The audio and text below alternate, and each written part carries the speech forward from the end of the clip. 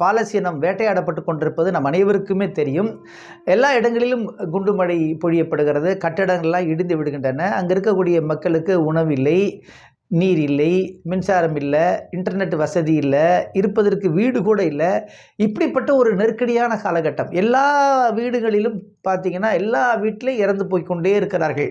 அதாவது அல்லாஹ்வுடைய பாதையில் ஷஹீதாகிட்டே இருக்கிறாங்க. இந்த ஒரு கடுமையான சூழலிலும் கூட அங்கே என்ன நடந்திருக்கு அப்படின்னு பார்த்தீங்கன்னா, நமக்கெல்லாம் ரொம்ப ஆச்சரியப்படக்கூடிய ஒரு செய்தி நடந்திருக்கு. அது என்னன்னு கேட்டிங்கன்னா, ஏறத்தாழ 2 நாளைக்கு முன்னாடி ஒரு 50க்கு மேற்பட்ட சிறுமிகளுக்கு வண்ண ஆடைகள் அணிவித்து ஊர்வலமாக அழைத்து வரப்பட்டு ஒரே மகிழ்ச்சியாக ஒரு கொண்டாட்டமாக ஒரு நிகழ்ச்சி நடந்தது. என்ன காரணம் அப்படின்னு கேட்டிங்கன்னா, அந்த 50 சிறுமிகளும் குர்ஆனை மனப்பாடம் செய்து முடித்திருக்கிறார்கள். ஆஹா!